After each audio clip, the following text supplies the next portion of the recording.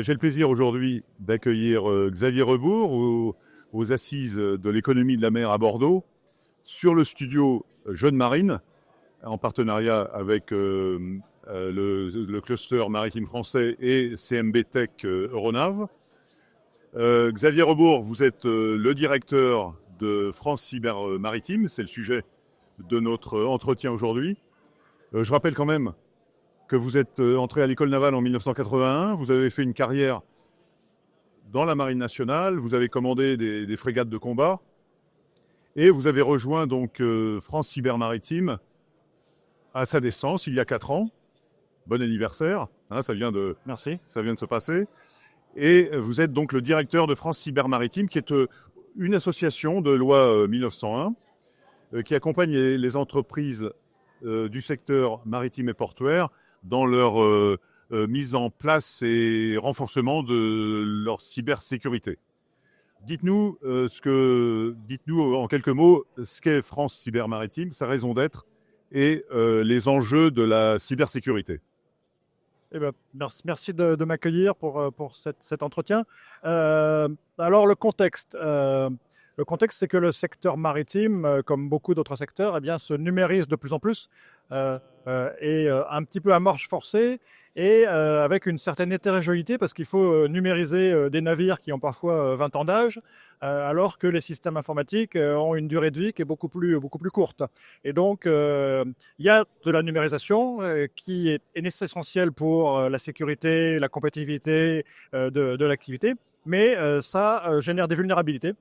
Et ces vulnérabilités eh bien, peuvent être exploitées par des cyberattaques, par des criminels, par aussi des groupes étatiques qui peuvent s'intéresser à l'économie maritime d'un pays.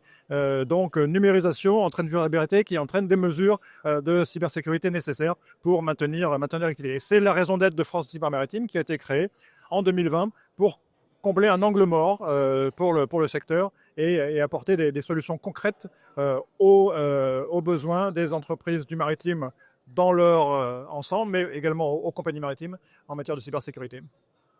Oui, et ce que je comprends, c'est que France Cyber Maritime, cette association regroupe aussi bien des clients potentiels que des fournisseurs de solutions.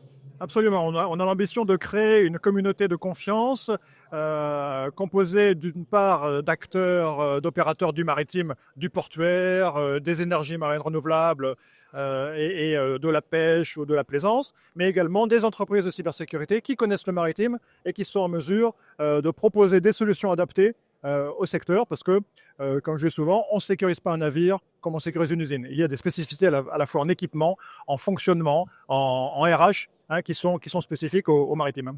Très bien.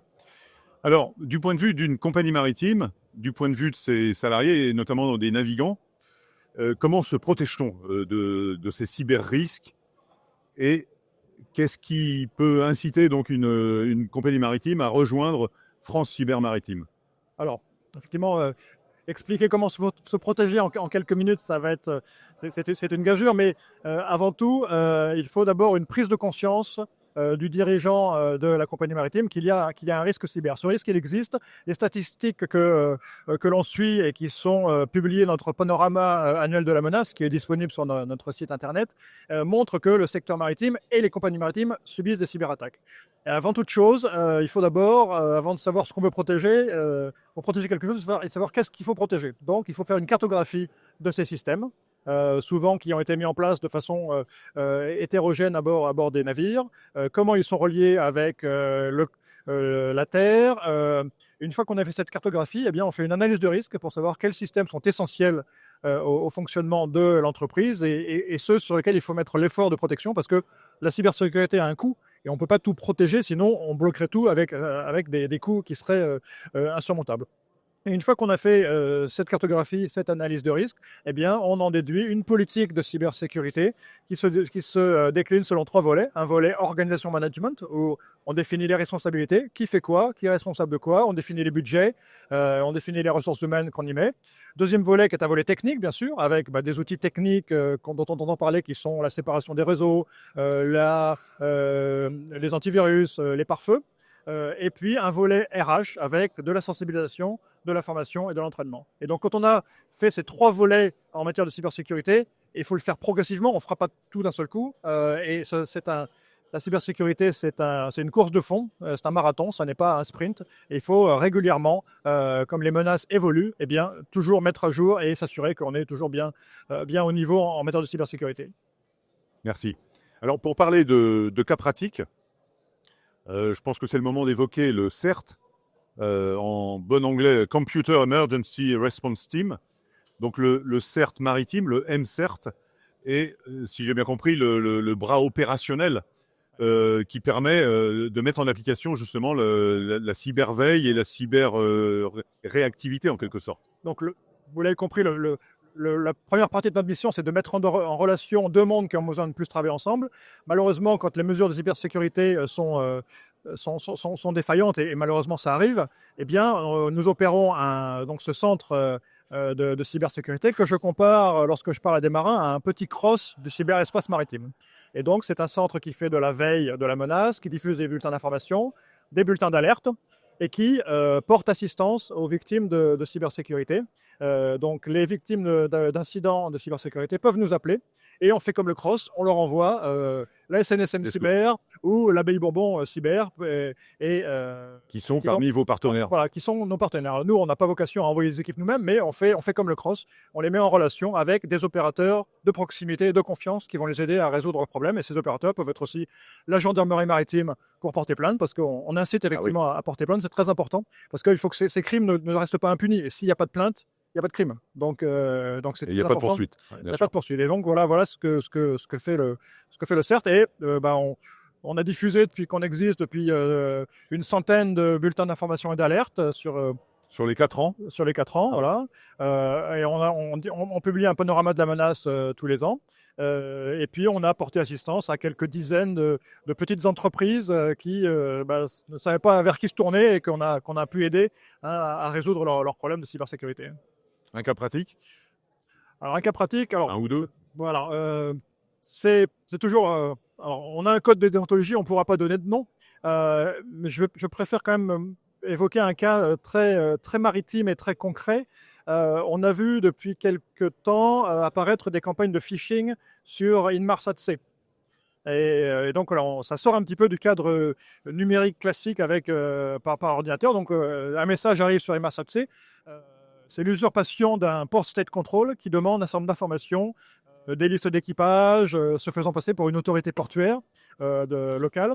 Et ce dispositif de phishing permet aux criminels de récupérer, pas forcément des noms ou des adresses, mais surtout des signatures et des tampons de commandants de navires pour pouvoir les réutiliser pour faire des faux dans d'autres circonstances. Et l'un de nos adhérents, une compagnie maritime qui était sensibilisée, a reconnu que c'était un mail de phishing. Il nous a fait remonter l'information et on a pu, à ce moment-là, faire un message d'alerte à l'ensemble de la communauté maritime française pour signaler qu'il y avait des alertes, des tentatives de phishing par Inmarsat-C. Il se trouve que quelques temps auparavant, un bateau étranger s'était fait prendre au large de la France par ce dispositif. Donc, voilà exactement. Un peu concrètement, c'est une tentative évitée, mais qui nous a permis de diffuser cette information à l'ensemble de la communauté. Oui, ce qui est notable, c'est que c'est une opération très anodine. Ouais. Il s'agit de faire en sorte de copier un cachet de navire. On n'imagine pas qu'ensuite ça puisse conduire à, oui, mais ça des opérations beaucoup plus exactement, ça alimente une économie souterraine qui est générée par tout l'argent du cybercrime. Donc, alors, ça nous amène à parler du facteur humain, ouais, de son importance, de ce que ça représente dans cette cybersécurité, dans les mesures à prendre. Ouais. Alors, le facteur humain, comme je l'ai dit, c'est l'un des 3 piliers de la cybersécurité. On a malheureusement tendance à dire que l'être humain est le maillon faible en matière de cybersécurité. Nous, on préfère inverser la proposition et de dire que l'être humain, c'est d'abord le premier rempart et aussi le dernier ressort. Premier rempart, pourquoi? Parce que bien sensibilisé, bien formé, il pourra détecter des cyberattaques, des signaux faibles, des mails suspects. Et donc, s'il n'a pas été formé, il pourra cliquer là où il n'aurait pas dû. Et donc, c'est formation, sensibilisation, formation. C'est aussi le dernier ressort parce que si malheureusement une cyberattaque réussit, Si l'entreprise a mis en place des procédures de reprise d'activité, a mis en place des séances de formation et d'entraînement, eh bien, individuellement et collectivement, bien entraîné, bien formé, bien entraîné, il pourra réagir de manière adaptée pour minimiser l'impact d'une cyberattaque. Donc, on préfère dire que l'être humain est le maillon fort plutôt que le maillon faible en matière de cybersécurité. Mais il faut qu'il soit formé et entraîné. Voilà, à condition d'en prendre conscience Voilà. et de faire. Je dirais la formation et l'entraînement, c'est le pilier de toute marine. Exact. Donc, c'est essentiel. Donc, ça l'est dans la marine nationale, mais ça l'est aussi dans la marine marchande. Exactement. Donc, je disais tout à l'heure que vous veniez de fêter votre 4e anniversaire. Quelles sont les perspectives? Quel est le futur de France Cyber Maritime? Les perspectives, eh bien, nous nous préparons à accompagner davantage d'entreprises du maritime à la mise en œuvre de la directive NIS 2, qui est une directive européenne, NIS pour Network Information Security. Il y a eu une directive NIS 1 en 2018 qui imposait des règles de sécurité légales à des grosses entreprises, des opérateurs de sociétés essentielles. En 2024 ou début 2025 rentrera en vigueur la NIS 2 qui abaisse le seuil des obligations légales. Donc maintenant, toute entreprise, tout secteur confondu de plus de 50 salariés, sera tenu à des mesures de cybersécurité. Et donc, ça va être un grand changement. Et le secteur maritime est concerné, puisque beaucoup d'entreprises ont plus de 50, ont au moins 50 salariés. Et le secteur de la construction navale va être aussi concerné parce qu'on a rajouté, au-delà du transport par eau qui était déjà concerné par la NIS 1, dans la NIS 2, le secteur des équipementiers et de la fabrication dans son ensemble est concerné. Donc tout ce qui est construction, réparation navale va être concerné. Donc c'est vraiment un gros sujet qui va nous occuper. On est prêt à accueillir et accompagner davantage d'entreprises qui auront besoin d'être conseillées face à ce sujet qui peuvent sembler complexes, mais il faut se faire accompagner parce que France Cyber Maritime, on a cette ambition de parler, d'être bilingue en maritime et en cyber. Donc, pour que les gens du maritime puissent parler aux gens de la cyber et que les gens se comprennent. Très important. Donc voilà. Très important. L'autre perspective, c'est que on va ouvrir l'adhésion à des entreprises maritimes européennes. Donc voilà, compagnie maritime, port européen, puisqu'il est important de dire que notre l'initiative France Cyber Maritime, l'initiative française, est unique dans l'Union européenne. Ah, vraiment? Voilà, et donc la France est précurseur en la matière. Il faut, on espère, garder cette avance pour continuer à faire de la France une grande nation maritime et une grande nation maritime cybersécurisée. Donc 2025, c'est l'ouverture sur tout l'horizon européen. Voilà, également. Pour finir, quel est votre message à livrer notamment à nos lecteurs privilégiés, c'est-à-dire les armateurs et les marins? Alors mon message principal, c'est le message qui est identique à celui qu'on avait dans la Marine nationale pour la sécurité physique, la sécurité incendie et voie d'eau. La cybersécurité, c'est l'affaire de tous. Ça n'est pas uniquement l'affaire de techniciens ou d'experts. C'est l'affaire, comme je l'ai dit, du dirigeant d'entreprise qui doit mettre en place une politique. Si le dirigeant n'est pas convaincu, eh bien ça percole difficilement dans l'entreprise. Et c'est aussi l'affaire des opérateurs qui utilisent au quotidien des ordinateurs, des EC10, qui conduisent des machines de propulsion, des équipements de propulsion qui sont tous pilotés par ordinateur. Et donc, voilà, ils doivent être... L'idée, c'est pas qu'ils deviennent des techniciens, mais qu'ils connaissent les risques et les vulnérabilités en utilisant leur système. Donc, c'est pour ça que la cybersécurité, c'est l'affaire de tous. Bien sûr, il faudra aussi des experts. Et l'idée de France Cyber Maritime, c'est de proposer des experts qui viendront accompagner. On sait très bien qu'on ne peut pas mettre des experts cybersécurité dans toutes les compagnies maritimes. Et l'idée, c'est de mutualiser pour que le secteur dans son ensemble soit le mieux sécurisé possible face à cette menace qui est en évolution permanente. Merci beaucoup pour cette interview. Merci pour cette rencontre. Donc, dans le cadre des assises de l'économie de la mer à Bordeaux, sur le studio de John Marine, en partenariat avec CMB Tech Euronave et le cluster maritime français.